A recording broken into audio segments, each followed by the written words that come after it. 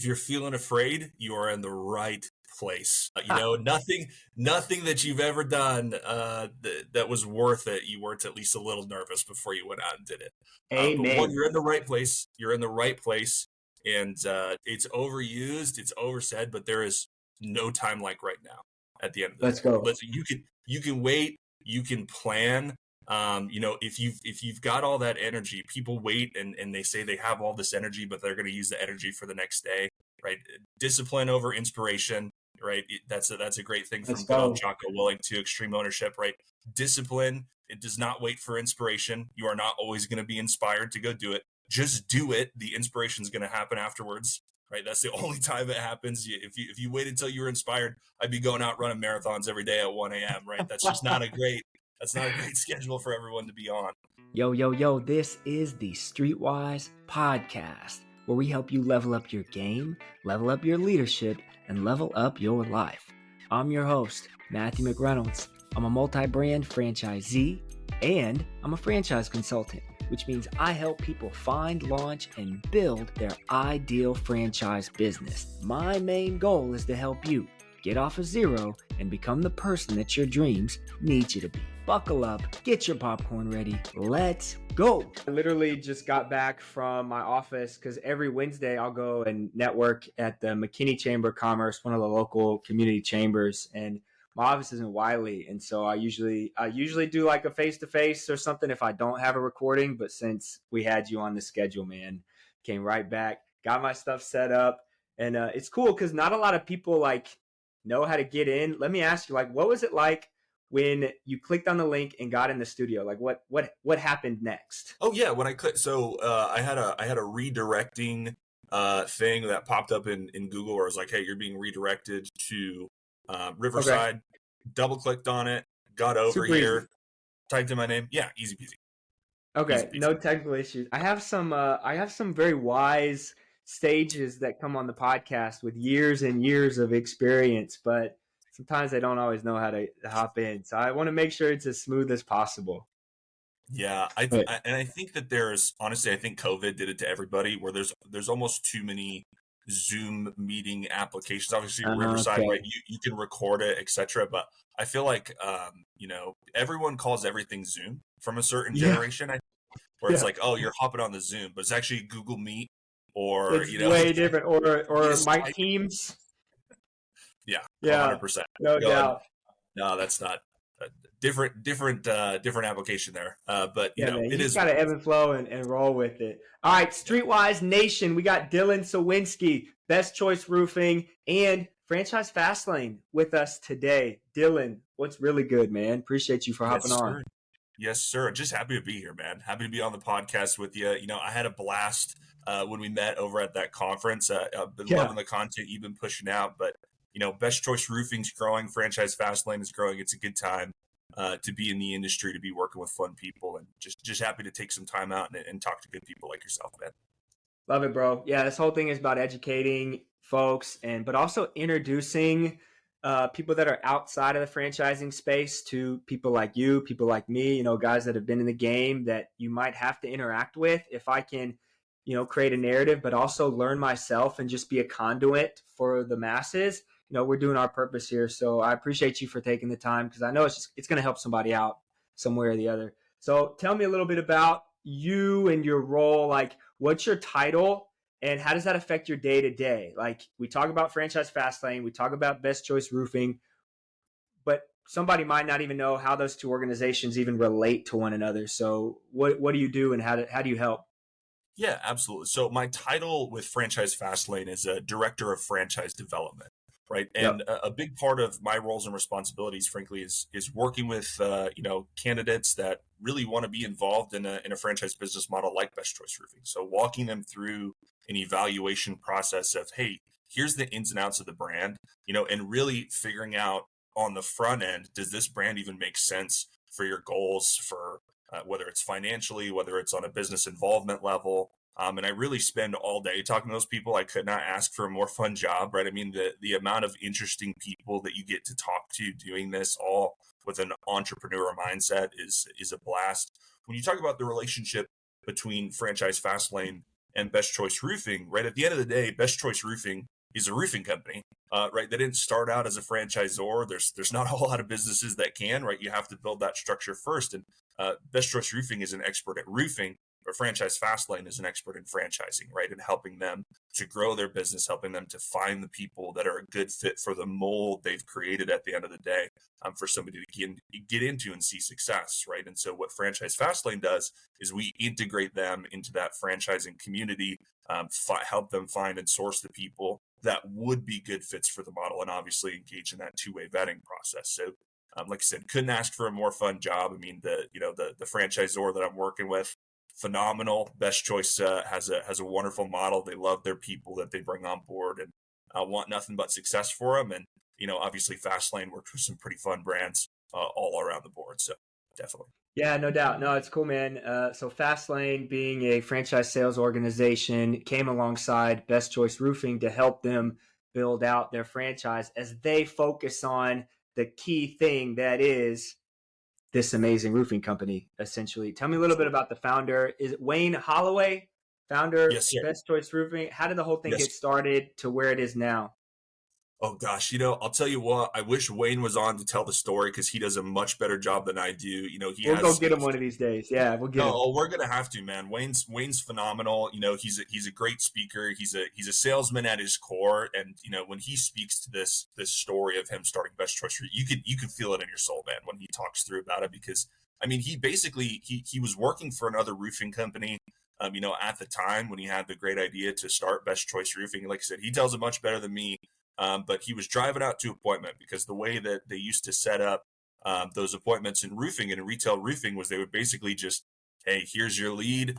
Go drive across town, go talk to this person. He drove all the way across town to talk to this person that he was going to give a roofing inspection. And he's passing all these homes on the way that have all this damage on them. Gets to the appointment about an hour out of town, I think he tells it. And he goes, well, they weren't even there. They stood me up. And so while I was out there, I gave their neighbor an inspection. And I thought to myself, there's got to be a better way to do this, right? At the end of the day, it's all these people that need my help out on the way. This is just highly inefficient. I think I can go out and do this for myself at the end of the day. So story goes, he turned in his resignation that same day, and got to work on starting up Best Choice Roofing, right? Because he's found the efficient model at the end of the day to go out and crush this. And that was I believe it was in 2008 or 2009. Wow. But 2009 was the start date of the business, right? So Wayne's been in roofing for a very long time when it comes to building up the company that is Best Choice Roofing. But Wayne's just a phenomenal dude. Like I said, cares about all of his people, really grew up his stores very, very large, right? Wayne, I think he had right around 40 corporate stores before he ever started franchising in the first place. Wow. Right, had 18 affiliate or partner locations that were kind of the tester model for franchising before, now having 30 plus franchisees. So it's just, he's built a really, really strong organization, from basically going, hey, there's got to be a better way at the end of the day.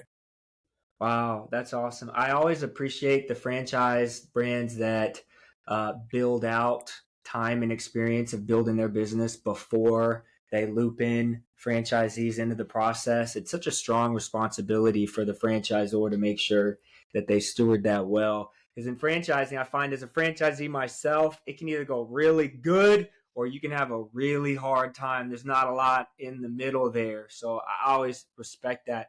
What are some things that, because there's other roofing concepts out there, and if I'm looking at home services, there's a ton of home service concepts. What do you guys look for in maybe candidates that might be looking at you, but might be looking at maybe one or two other concepts, maybe in the space or in some other industry? Yeah, if they're looking at some of the other roofing concepts that are out there, and somebody really asked me, hey, what's the difference between a Best Choice Roofing and these other roofing companies, right, that I'm evaluating? If they're really deep into the roofing space, it's like, hey, at the end of the day, I really think that there's two ways to be a franchisor in this industry. I think that you could be a franchisor that got into roofing, which is not necessarily a bad thing, right? Because now you have a lot more verticals that you're working with typically, right? Where, Sure, that yeah. franchisor might have additional brands, in and around the space that you might have some vertical opportunities that you can go and slap on these different models. Now,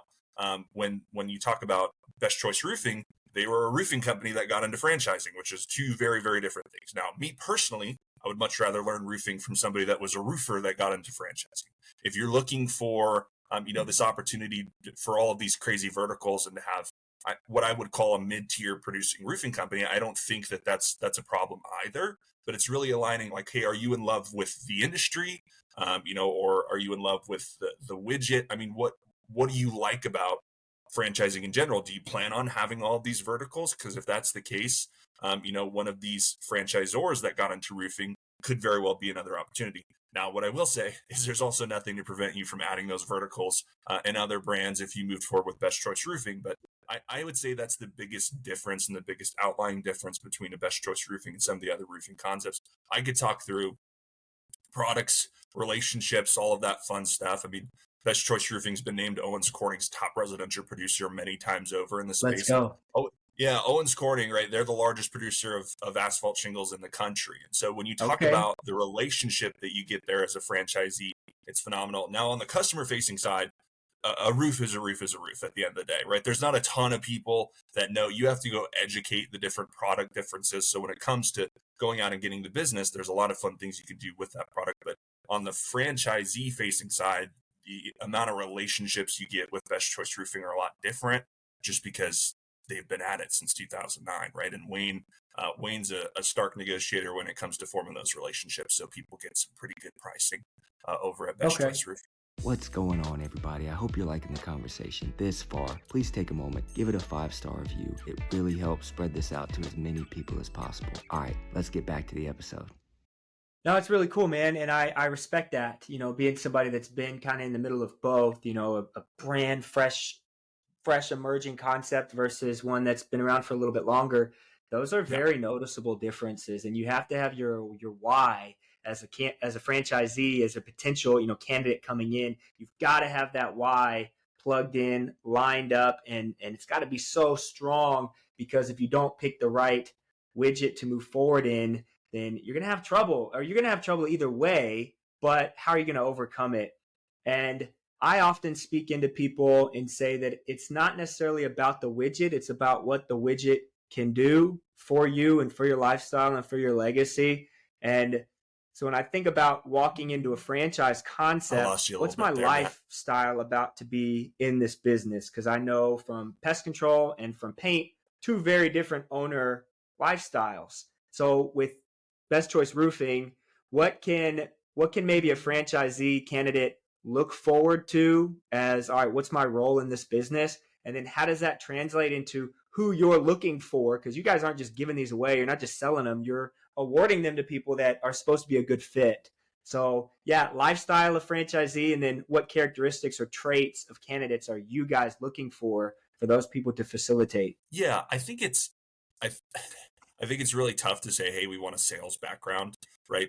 Because I think that just about every home service model wants a sales background at the end of the day, because when it comes to home services, there's a lot of competition, right? I mean, that's the reality, I think, of just about every home service, because there's a reason people want to do them, right? They're recession proof. They're billion-dollar industries. The only way something gets to be a billion-dollar industry is you have a ton of competition, right? It gets to the point where the pie is so big that all you have to do is take small percentages of the pie away from other people, for sure.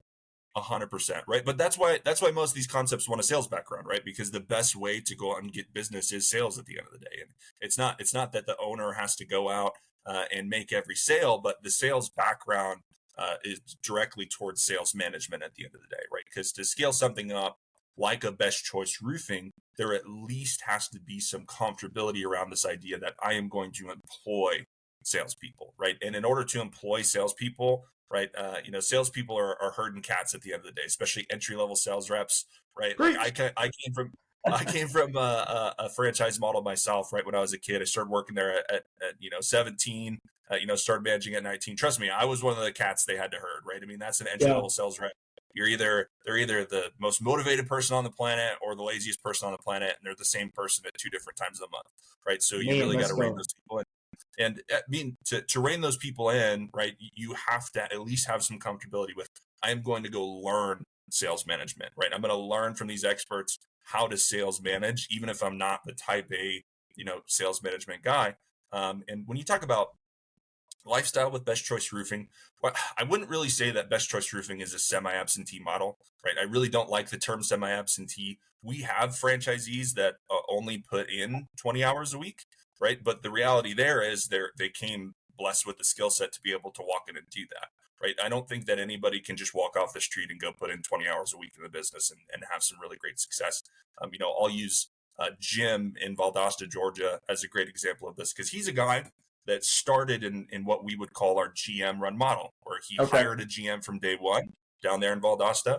And, initially he was probably still only putting in right around 30, 35 hours a week to lay that foundation to get the business started. But Jim's also a serial entrepreneur, right? That's a guy that came to the table with the skill set, with the supreme, delegation mindset, where I'm going to find the right people for the right job. It's doable.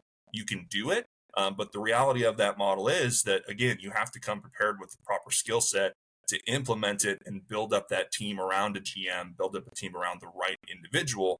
And, you can absolutely do it that way, and you can put less time in the business. But even Jim will tell you it wasn't perfect in the first 4, 5, 6, 7 months, right? It's like, hey, there were some of those weeks I was putting in more hours than what you would call semi-absentee, because you got to go put a thumb on that business, right? You are managing a sales team, and sales teams are not easy to manage and scale and grow. And so, that's a requirement of this. So hopefully that gives a little insight to the lifestyle. We've also got franchisees that, frankly, they don't mind knocking on doors, right? They don't mind going out canvassing with the team. They're going to go get on the roof. They're going to lead from the front lines. And we've got owners that do that as well. So there's really, more than one way to operate this model.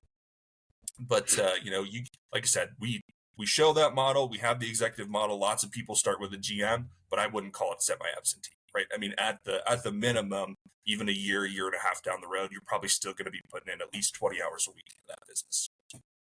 Yeah, no, and I do appreciate what you're saying. I resonate with it, and I agree. There's a difference between working in the business and working on the business, but you're still working the business. And when people think semi-absentee, their mind goes to passive. So it's not that the term in and of itself is a bad term. It just gives an often misskewed presentation, and I think people use it purposely in the sales role of, if I am selling franchises, I can use the term semi-absentee on purpose to maybe misguide somebody to close a sale where I'm not really setting them up for the right perspective. So I don't necessarily hate the term, but I think there's a lot more education that needs to go in, and people use it maybe too flippantly and just out of the place. The other thing that you said that I liked, and I talk about that, and I want to talk about validation and franchisee validation, because when I talk to a candidate who's looking at a concept, I tell them how important it is to talk to the low producers, the mid producers, and the high producers.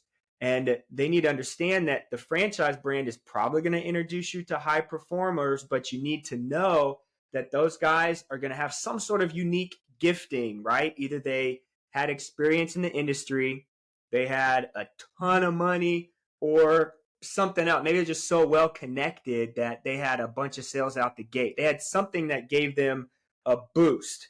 And you should look, when you're picking a brand, where do you have a unique gifting? You should talk to the negative ones, or the ones that are doing poorly, because they're doing everything that you don't want to do. So you should listen and know what bad looks like.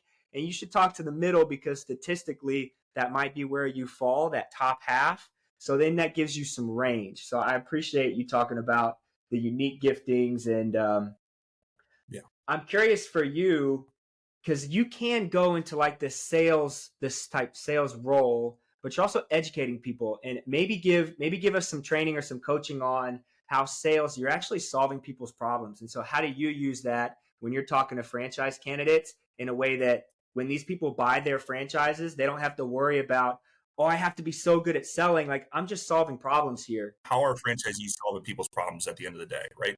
And the reality, when you talk about what Best Choice Roofing does, and the fastest way to scale your business is through utilizing insurance work, right? This is sales at the end of the day, right? It is a sales and recruiting company that happens to leave behind new roofs, but that is the problem you're solving at the end of the day, is that, frankly, very few people are in the habit of looking up at their roof every day, making sure it's still on and in good shape, right? They're just assuming it's going to function for them, right? Because it's something that you're not used to replacing. You don't think about. People hear insurance or insurance roofing and they think, oh my God, I have to have a tornado run through my territory to make this work, right? I always say it doesn't help anybody if your roof's in your neighbor's backyard, right? That's not the job we're looking for. We'll do that job, but that's a lot of structural damage, where we don't want there's no place like home situations, right? There's there's only so much you can do, but you're looking for weather damage. If I'm an entry level sales rep, I'm going out there. Weather damage is very different than storm damage, right? You've got a 10, 12-year-old roof in an area that you might have 4 seasons. Maybe the sun's beating down on that roof consistently, wearing out those adhesives. Now you have a 15, 20 mile per hour wind gust.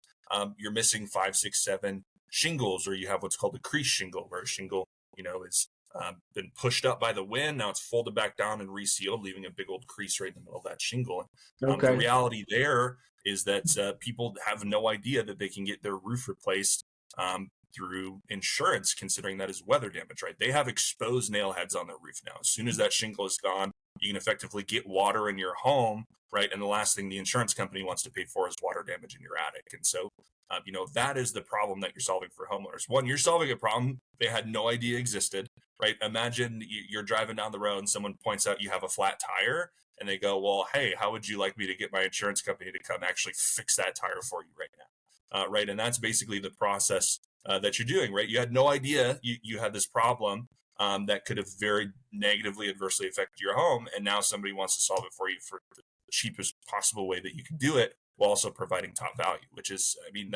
that to me in and of itself, when you talk about a sales process, it's a lot more of a consultative process, because people didn't even know they had that problem in the first place, which is a very nice thing. It's like, hey, you have this problem, but wouldn't you rather pay $2,000 instead of $20,000 to get this fixed? And most people are feeling pretty good about that by the end of it. Got it. So what kind of, as a new franchisee coming into the system, what kind of synergy partners or what type of relationships in my community do I need to be thinking about curating when I'm launching my business out the gate?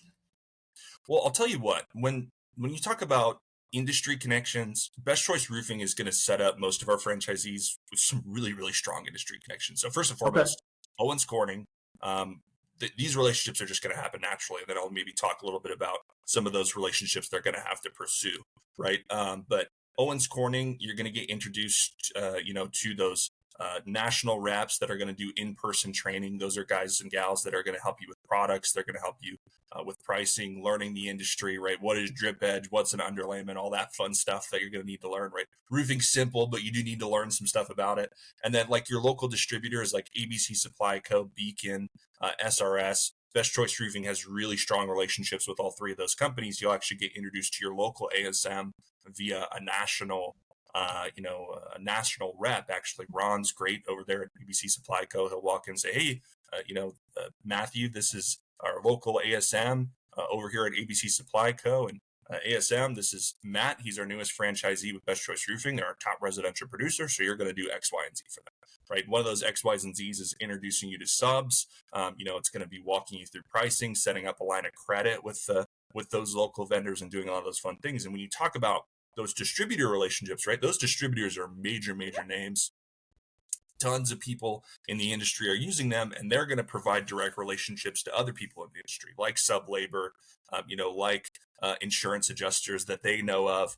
You're going to naturally form those insurance adjuster relationships because you're going to see them all the time, right? It's going to happen out of nowhere where they're going to start going, where in the world did Best Choice Roofing come from? Because you're going to be snatching up the majority of that insurance business pretty dang quickly.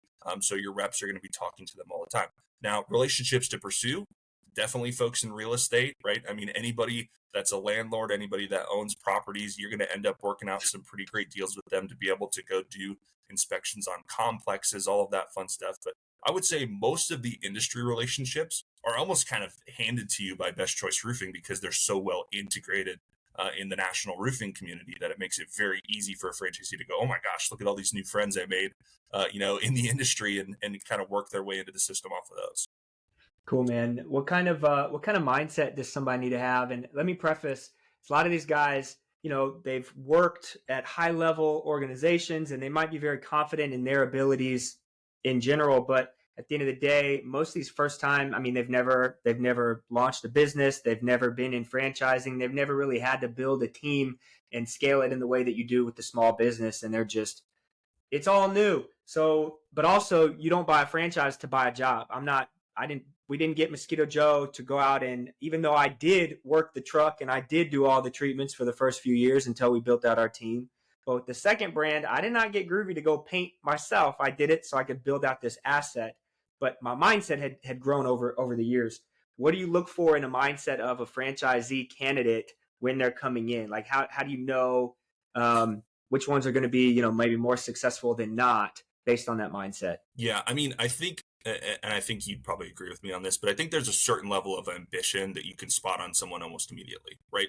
They've already taken the first steps in ambition, right? I think they got to be hungry when they've started pursuing it. But yeah, you have to come into it with a certain level of, I want to build a large company, right? Especially when it comes to something like Best Choice Roofing. Like when we get into a numbers conversation, I'm throwing out all these great numbers. It's really easy to go, well, I could even be middle of the rung and be really happy with this, which is not to say that like that person isn't going to succeed in the model. But when you talk about the people that do really, really well, they look at that and they go, oh my gosh, I can't wait to beat all of those guys on that list you just showed me. Right. And it's a very different mentality out of those kinds of people. I mean, that's something that Wayne loves. That's something that the team loves, to see that level of ambition, because you get around that best choice culture. I mean, it is a competitive culture over there, right? It's not cutthroat, right? It's all family. Everybody loves each other, but they are, right? They get after each other. It's about growing a large business at the end of the day, but they're both on the franchisee support side, on the corporate side. I mean, they get together, they have annual Christmas parties, right? They rent out Nissan Stadium to have biannual boot camps over there, to where everybody's involved. It's always a game. It's always a competition. So I think there's a certain level of get after it, for lack of a better way of saying it, that I think that we're looking for in a franchisee, right? And I think it's pretty easy to spot on people when they start, talking through the model and the types of questions that they ask, right? It's like, hey, who's your top performer, right? And it's like, I want to beat that guy, right? And there's, like I said, there's a certain level of let's go get it, I think. Yeah, no doubt. And you could tell, I mean, I could tell when I'm just talking to people about, at my end of the process, which is heavy in the beginning, and then we move them throughout. But yeah, you can totally tell when somebody's got that hunger, they got that grit, they got that dog in them, and when they don't. And it definitely, you just need something to push you through when you get punched in the face, because it will happen in any level of business ownership. But no, man, that actually leads me to my next kind of train of thought. I want to learn about your process through Franchise Fastlane. When somebody comes in, like they get introduced to you from me. I'm working with the candidate, and then they pick Best Choice Roofing as one of the brands they want to look at. What happens next? Yeah, I mean, first and foremost, I got to get to know them as well, right? I know you guys are great at providing me a background, or at like who is this person on paper, the person that you've talked to so far.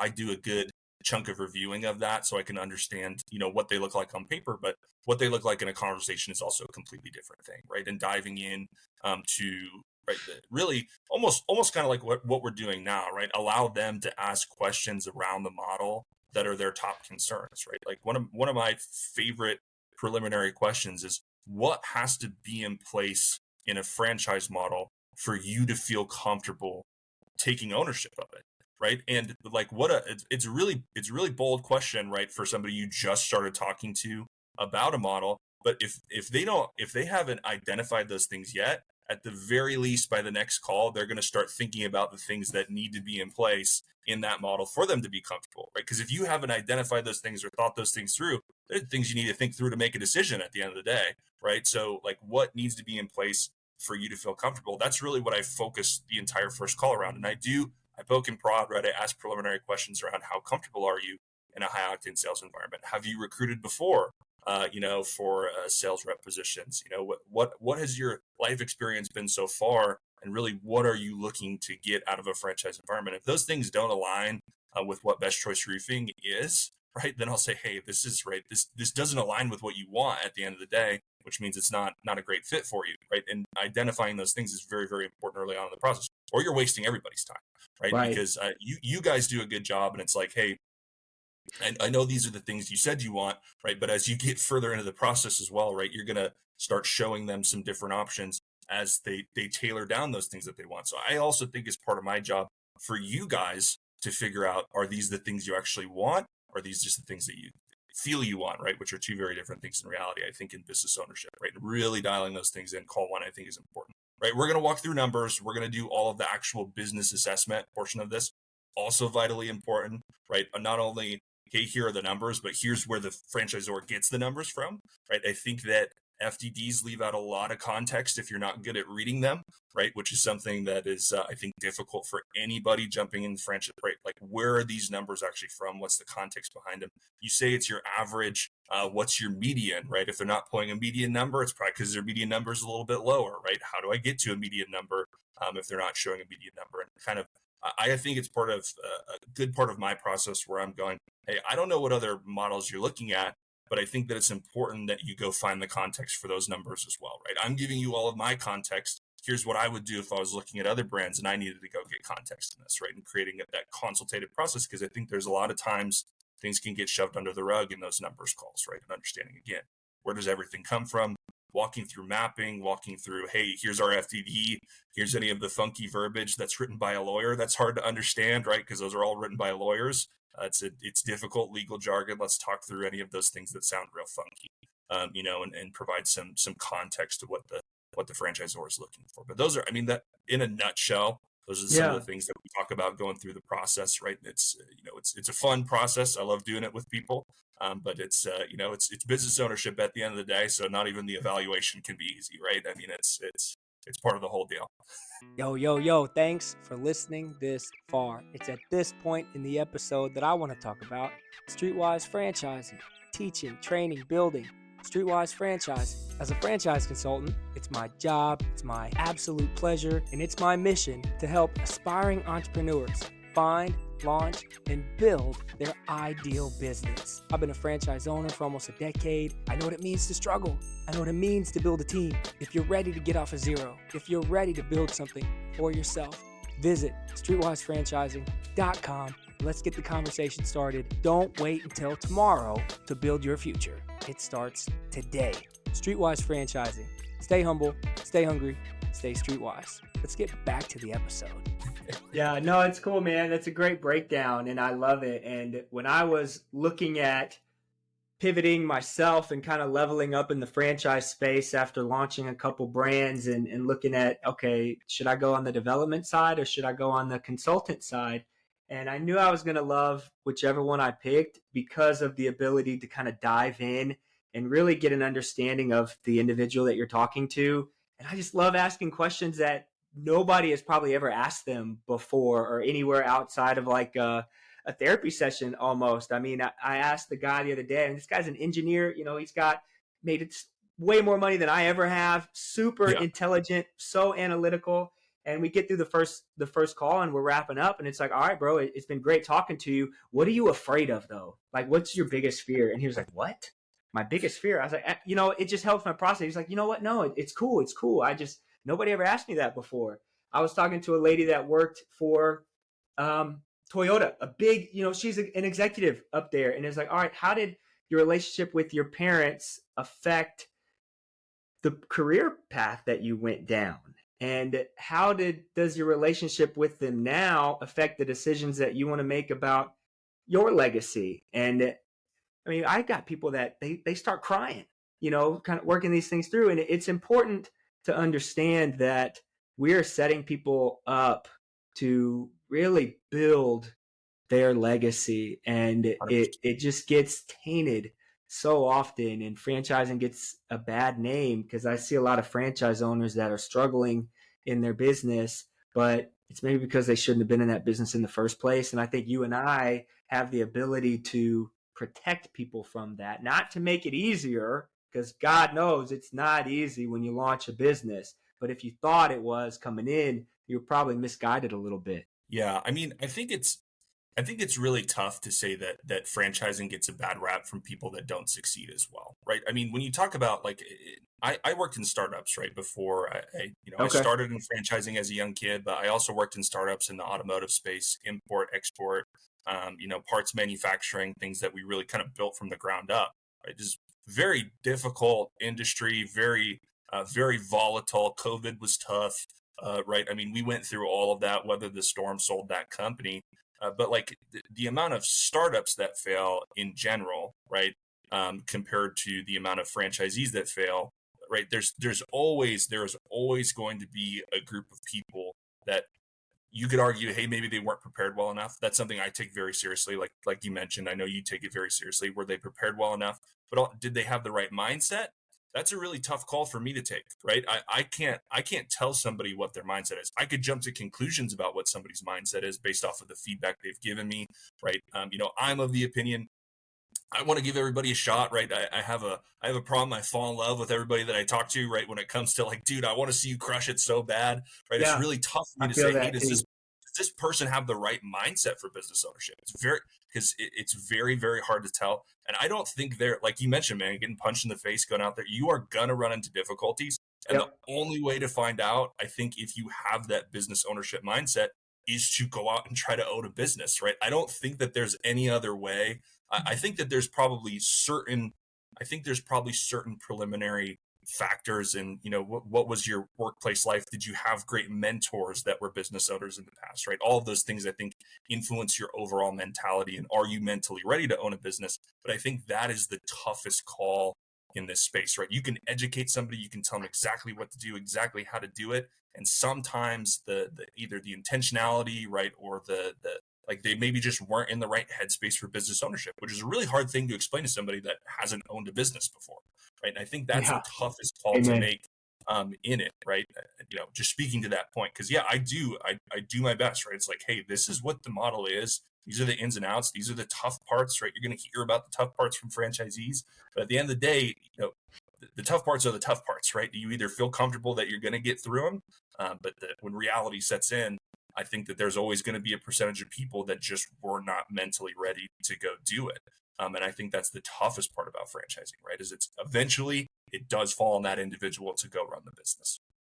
100%, man. I like the way you spun it too, because I think when people do start to fail, they get frantic. And sometimes that's when they start pointing fingers and, oh, I wasn't.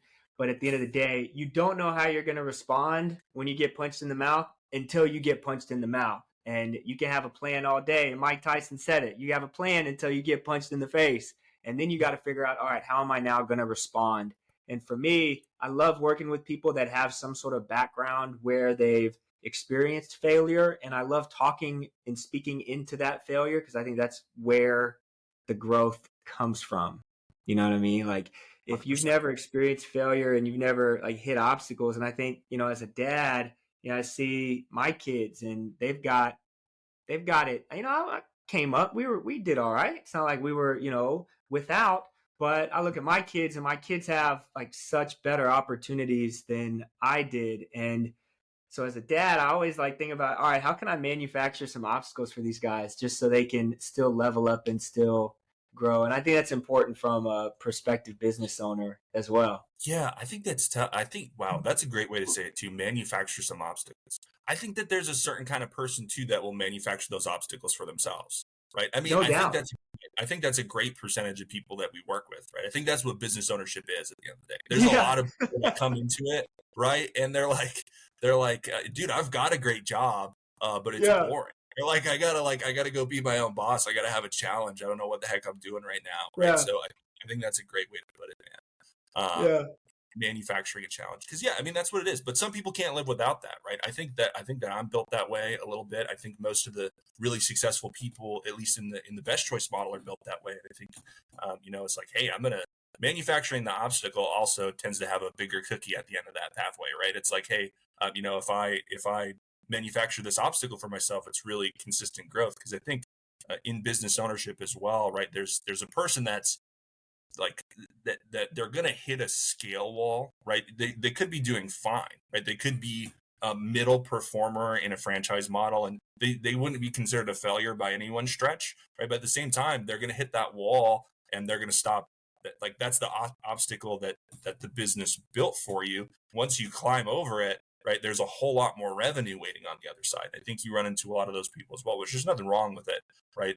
In the sense of, hey, you got a great you've got a great business structure, you've got consistent recurring revenue, right? But how do I go and get into that top performer list, right? If that's your dream, if that's your goal, I think it's easy for people to run into that scale wall too. There's a certain level of skill set that you've got to build up as an owner to climb that wall, right? And the only way to do that is fall on your face, 4, 5, 6, 7, 8, 9, 10 times in a row, and keep getting back up at the end of the day. Yeah, fail forward and, bullets to the chest. And it's one that I always loved, and I use it with my team. Stay ready, never got to get ready. And I use it, a lot of times in business, but also for fitness too. And you talk about manufacturing obstacles. I mean, what better way to push yourself to failure than do something extremely hard? And that's why I post about, I'll do all these races and Spartan races and high rocks, because for me, if I can do that, and if that's the hardest thing I did today, when something else comes, it's like, okay, at least I'm not going to die, right? Like, it's not going to take us out, right? We'll survive this, right? All right, let's start looking at solutions now, and stay ready, never got to get ready. And I think it's so important. And no, good stuff, man. I'm curious. I want to loop back into Franchise Fastlane, and I'm curious about the organization itself and kind of like the culture of it and you within it. How does Fastlane like feed into you as an individual on the team? Yeah. What a great question, man. How does the organization feed into me? Well, first and foremost, so Patrick Sanchez, my VP. Yeah, let's go. What a beautiful human being that guy is, right? I mean, we've been working together for a long time. So back when I was in a different franchise concept, like I told you, I was managing my store by 18 over here in Spokane, Washington, right? And Patrick Sanchez was my regional manager. We were both children, right? Which was the best time to be a part of a really big, fun organization, right? And he was my manager at the time. We obviously went different ways for a little while, kind of each did our own thing. He actually became an owner in that same model for a time, and great dude. He recruited me to come over to Fastlane. It was just couldn't have been better timing as I was working through selling some of those other models, and worked out great. But when I came over to Fastlane, I think one of the things that I found the most striking is I think that they've perfected a fun, competitive environment that's also really, really positive.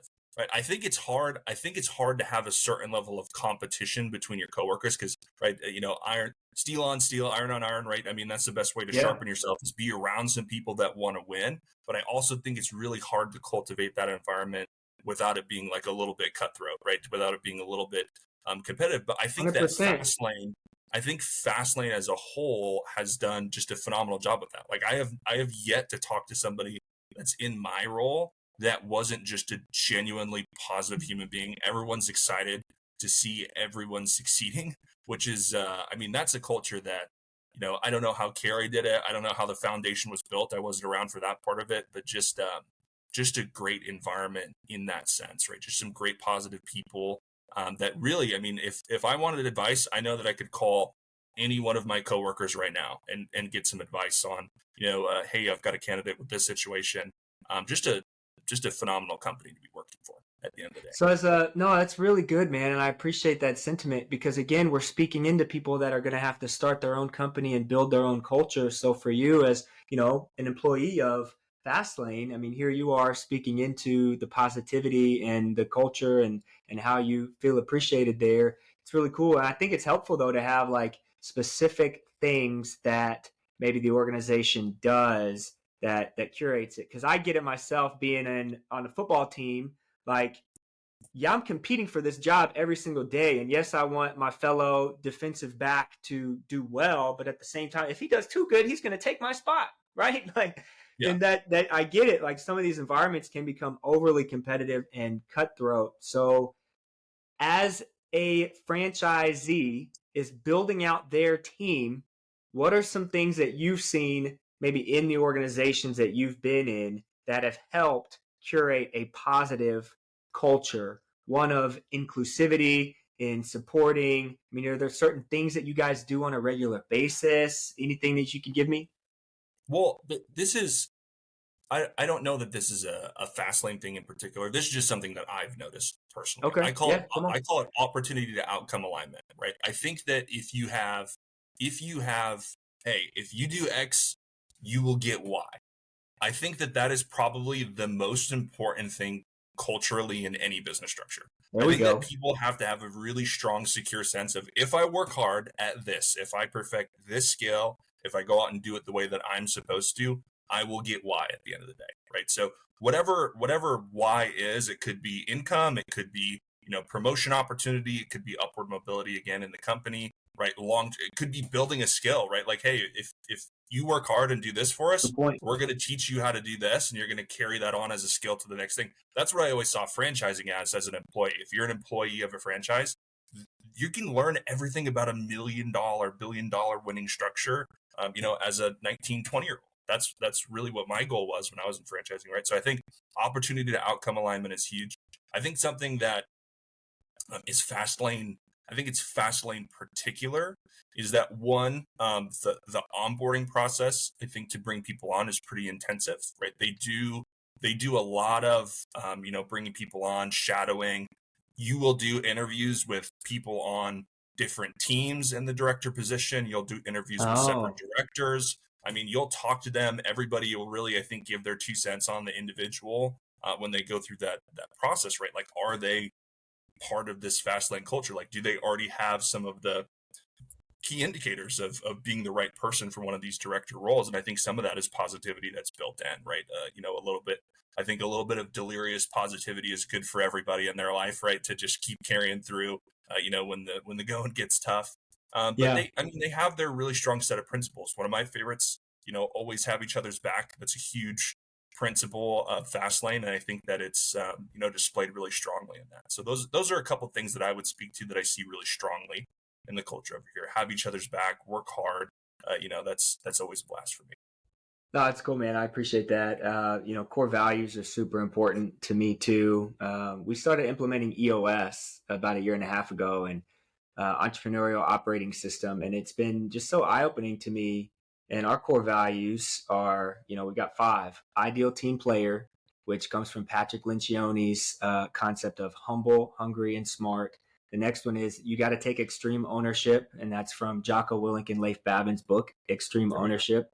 Yep. The next one is best effort. Like, if you come in and if you're not the type of person that gives your best effort, you might not be better than me or somebody else, but you got to give it your all. The fourth one is value adder, problem solver. If you're coming to me as a leader with all the problems and you're not adding value or trying to solve, you're not helping me. You're just putting more weight on my back. And I got a strong back. I can carry the team, but we can only go so far if I'm carrying it all. Like, I need to disperse it so we can grow.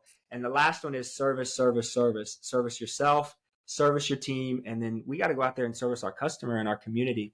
And it wasn't until year 7 until we actually put those down on paper. And when we did, I mean, we started year 9, drastic changes in my entire organization, man. So Yeah. I like hearing you speak into it just as a team member of Fastlane, and it's really cool. It's really cool to see. So all right, we're going into fourth quarter right now of this of the show, and Yeah. I love interviewing folks, bro. Like, it's really fun for me to do. And so I study other interviewers. And so I got guys like, Speedy Mormon, Sean Evans with Hot Ones. And they do a really good job of like diving into the person's background. And so I did a little bit with you, but I couldn't get too much, man. But the point of it though is to understand like how your background has kind of helped you develop into the person that you are today. So I know you came up in Spokane, beautiful part Yep. of the world, by the way. 100%. Love it out there. Go Yeah. Cougs, right? Absolutely. Yeah, go Absolutely. Cougs. So Yeah. tell me about it, man. Tell me about growing up, and did you have any idea, back then, kind of what you'd be doing now? And then, we're going to pivot that into like personal legacy for yourself and what Yeah, that that looks dude, like. what a beautiful way to close out your show, man. Yeah, growing up in Spokane, I had no idea I'd be doing anything in franchising. Definitely not a single Yeah. clue. I when I started working at a franchise, I was 17. I was working Okay. 3 jobs. I was going to school, right? I was working at a grocery store. I was working at Complete Nutrition. and I was working at Patriot Fire Protection, which I was going in and I was basically Xeroxing paperwork all day because I wanted to go to school.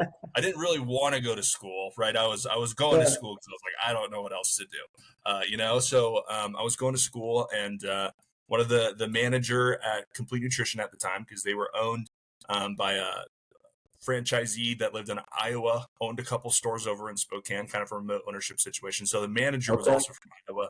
He was like, dude, what are you doing going to school? Come help me run one of these stores. And that was not a difficult sales pitch for me at all. I was like, dude, I got to go make some money right now. Let's go. And I was getting my supplements for cost, right, which was even better. And then I went in and I did that for quite some time. And then we were later bought out by a really large franchisee of Complete Nutrition, the 10K%. So I can't remember the exact store count, but they owned a ton of stores from Texas all the way up the West Coast into Washington. So we got bought up by that model. Zach Butler, Tony Holbert were all a part of that owner organization. Great dudes, learned a bunch from them. Learned a bunch from Patrick when he was my regional manager, was running my stores over there. Once my other manager left, had a blast with it. And then they started selling the stores, and I had the opportunity to buy a couple stores for them when I was 21. But I was young and dumb. I was smart enough to do the math. There's definitely a reason they were selling the stores at the time that they were, right? And that's when I transitioned into working in startups, man. I was like, I think I can, go do this for myself. The funnest part about me being in startups is I was able to do it with somebody else's money, right? Which was a blast. Having that experience and being directly involved in it, building up those companies, being a part of it. But I think that the biggest difference for me is that, and I hear you talk about this actually in a lot of your content, right, is being a permanent mentee. I think that I've made a really strong habit, right, of being around the people that either like I look at them, I'm like, you have this quality that I want so bad, right? You have this quality about you, whether it was learning sales when I was like 17, right? And going, God, how are you so confident? How do you talk to these people? Right. And I knew for me, it was product knowledge. Like I got to understand the stuff or I'm never going to feel confident. Right. And just slowly building those skills based off of being around people that I wanted to be like. Right. And not always the best people. Right. You learn that throughout your youth when you grow up. Right. It's like, oh, I wanted all these things that you have, but I didn't realize all these negative things that you're also doing. Right.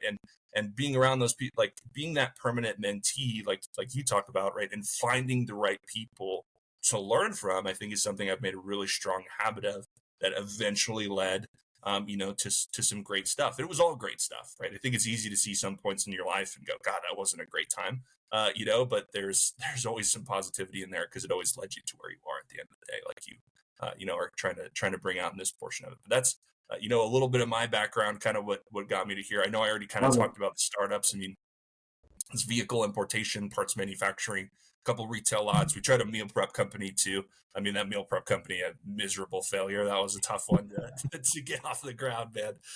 It was fun, but it was tough. But so that one failed. Retail lot. Wish we never would have done that. That was not a fun thing to get off the ground either, because we just didn't know how to buy when we started that. Right.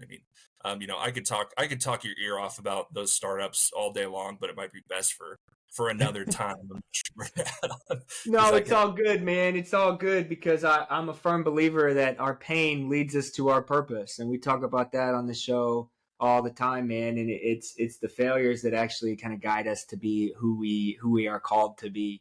How would you define this season or this chapter of your life? Like if you had to put it into like a category or into a box, like in your personal and professional development, what does that look like for you at this point? Gosh, I think always in a mental growth stage of my life. I don't think there's ever a period of my life where I haven't been trying to grow.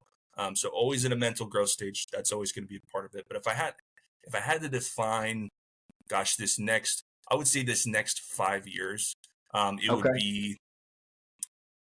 would be personal education through serving, I think, is probably going to be the most important thing to me over the next 5 years, right? I mean, learning more from different people, not only in this industry, but different people in the entrepreneur space with consistency, and doing that through serving in the best possible way that I can. And serving, I think, looks a lot different than other folks suppose it does, right? I mean, not only serving the community and the people that you're around, but also serving the people that, like we talked about, being a permanent mentee, being around it, doing the things that are required to bring value to a situation where you can then learn from it, right? So if you're bringing value in my interpretation of it, you're serving either that community, that person, that being. So I think that's probably next chapter for me. It's just learning Beautiful, man. servitude. Beautiful. Yeah, Mumford & Sons has a song, and in one of the lyrics they have, I wrote it down so I wouldn't forget it, but it's eyes to serve, hands to learn. And he's almost saying it like a prayer, like, Lord, help my eyes to serve. So I need to be looking for opportunities to serve others. And then as I'm helping, I'm coming in as somebody who's trying to learn as well, not to lead and take over, but to learn and to provide value. And so I think that's a beautiful sentiment, man. And I appreciate just you and where you're coming from. I think there's a lot of value that you add to individuals just on the time that I've been able to interact with you. And that's why I wanted to bring you on the show, just because I think no matter what, somebody can gain value from hearing your story, where you came from and what you're doing and what you're building, but also how you help people. And, there might be a franchise candidate that I can, refer this back to, and they might, they might either choose best choice or not, but we helped them along their journey because of this conversation. So I appreciate you for that. What do you say to somebody? And I ask this all, this is how I wrap it up every time, but somebody that's trying to get off a zero. And think about your own personal experience where, you had to take a leap, but you were a little afraid, but you did it. And now you can look back, hindsight 2020. How do you coach somebody else to take that first step off of zero? Oh man, if you're feeling afraid, you are in the right place. Nothing that you've ever done that was worth it. You weren't at least a little nervous before you went out and did it. Amen. But one, you're in the right place. You're in the right place. And dude, I mean, it's overused, it's oversaid, but there is no time like right now. At the end of the Let's day. go. You can wait, you can plan. If you've got all that energy, people wait and they say they have all this energy, but they're going to use the energy for the next day, right? Discipline over inspiration, right? That's a great thing from good old Jocko Willink to extreme ownership, right? Discipline, it does not wait for inspiration. You are not always going to be inspired to go do it. Just do it. The inspiration is going to happen afterwards, right? That's the only time it happens. If you wait until you're inspired, I'd be going out running marathons every day at 1 a.m., right? That's just not a great schedule for everyone to be on. So you're in the right place. Just get after it. That's what you got to do. Love it, bro. Man, you killed it. This was awesome. What did I miss? Somebody that was actually good at this thing, man. What anything else you want to add to the people before we wrap it up? No, man, you're great. Dude, tune in for the Streetwise podcast. I've been watching the heck out of it, dude. I love your content. I'm happy to be on here. It's great to meet you, man. I really wanted to get on this podcast because you're a positive human being. I knew it from the very first time I talked to you at that conference. I was like, this is a dude that is going to bring some positivity to the world. He's a guy that I want to be around, right? Everybody should want to be around him, because you're a great dude. It's great to talk to you. Just happy to be on the pod, man. No, appreciate that, bro. That means a lot, and right back at you.